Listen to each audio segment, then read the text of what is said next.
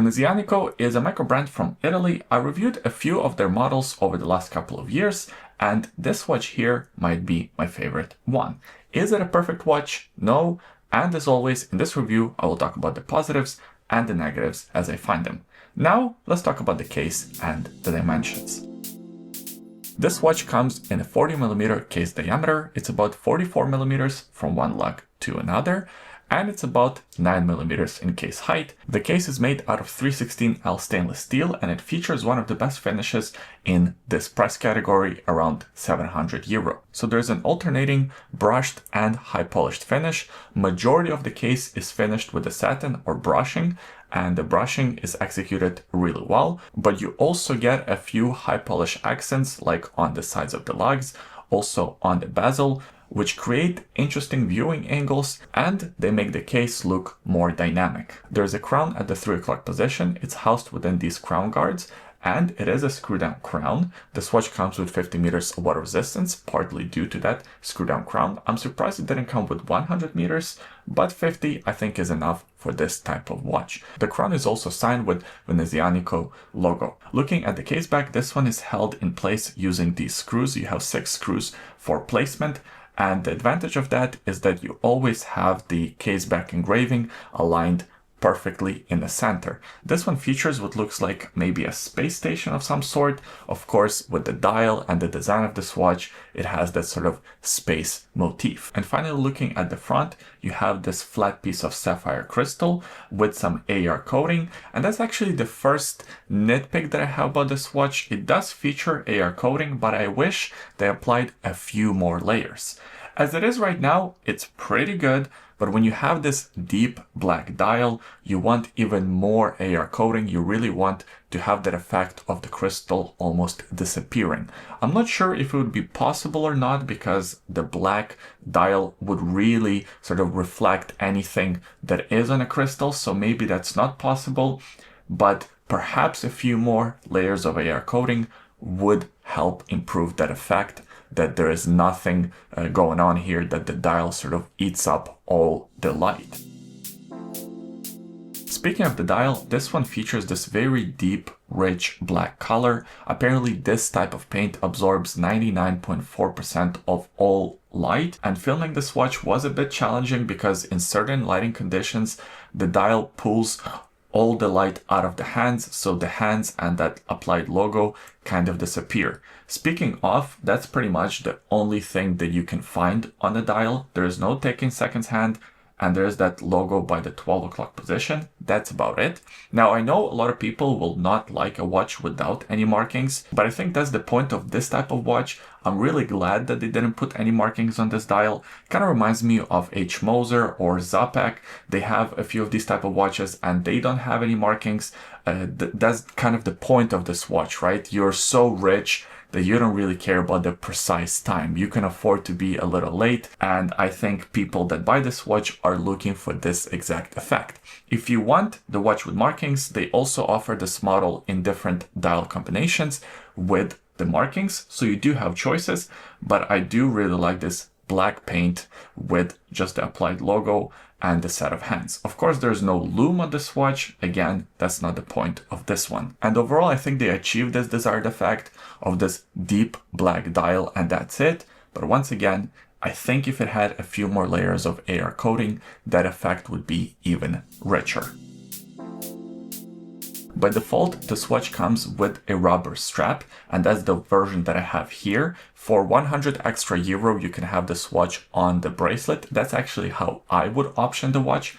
I think, first of all, the watch kind of belongs on a bracelet. This type of watch should be on a bracelet. It's not exactly a sports watch. It's more of a casual / dressy watch, and having it on a rubber strap creates a bit of a dichotomy of design. You have on one hand a very dressy looking watch, but it comes on a rubber strap, which historically speaking is more reserved for sporty watches, and those two things don't really work together. Maybe other dial versions work better on the rubber strap. I think for this one you should get the stainless steel bracelet, but of course that's adding cost to to this model. The strap itself is of a pretty good quality. It's nice and soft. It's pretty thin to match the thin profile of the case. You don't want to have a thick rubber strap on a thin watch, otherwise it will overpower the case. And it comes with pretty simple hardware, just a tank buckle. That's another negative that I have about the strap. Nothing wrong with the tank buckle. I think it works really well, and my personal preference is tank buckles. But again, for this watch, I would prefer to have one of those integrated clasps, you know, the ones that hide access strap underneath, and they always sort of stay in place.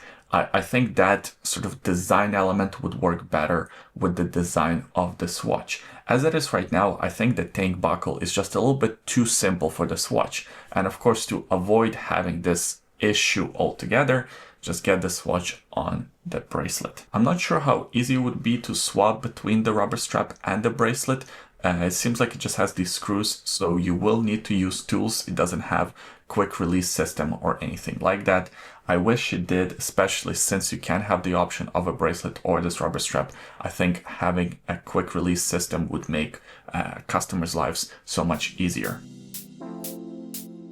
In terms of the fit on the wrist, I have about a 7¼ inch wrist, and I think this watch fits really well. I think it's nicely balanced, and the protrusion of the integrated rubber strap is not too bad. So even if you have a bit of a smaller wrist, let's say 6½ inches or around there, I think you can still fairly comfortably pull off wearing this watch. If you have a wrist around 6 inches, probably this watch would wear too large for you. That's just the nature of these integrated bracelet designs. In general, it's a very comfortable watch. The thin profile really helps with that. It pretty much slides under the cuff of any shirt, and having it on the rubber strap does have the advantage of it being a very light watch. You sort of put it on and you even forget that you're wearing a watch. I wonder how much heavier it will be on the bracelet. Unfortunately, I don't have the bracelet in front of me. So maybe if you do have one of these watches, maybe one of the other models that come on the bracelet, let me know in the comments if it's much heavier, if you feel like you're wearing a watch on your wrist, or does it disappear just like this one does.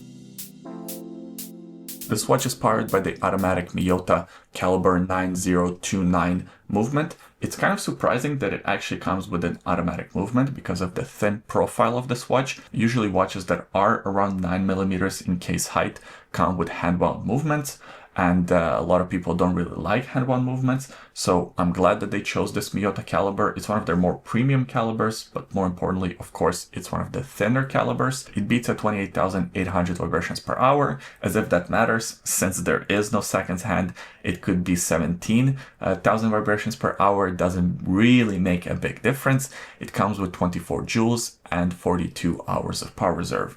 I found the rotor noise to be not too bad in this case.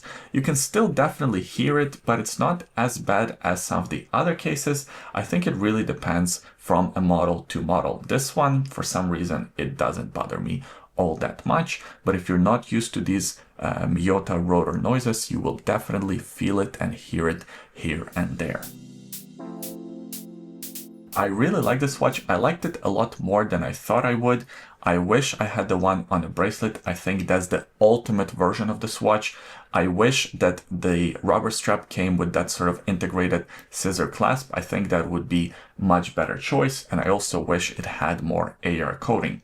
For around this €750 price point, I think it's an excellent watch. The finishing is great, and the design does make this watch look more expensive than it actually is. A few times that I wore this watch out and about, people were asking me about it, and it is also kind of impressive to people that you can still read this watch. Of course, it takes a little bit longer to read the watch, but I have no problem reading it. I guess just over the many years of reading analog watches, it just kind of becomes automatic in your brain. And to some people, that is impressive. So that's just a bit of an anecdote for you. I appreciate you watching this review all the way until the end. Give it a thumbs up if you enjoyed it. Subscribe to the YouTube channel for more videos like this in the future. And leave a comment in the comment section below. Let me know what you think about this watch. Do you like it? Do you not like it? I always enjoy reading your comments. Thanks for watching, and we'll see you next time.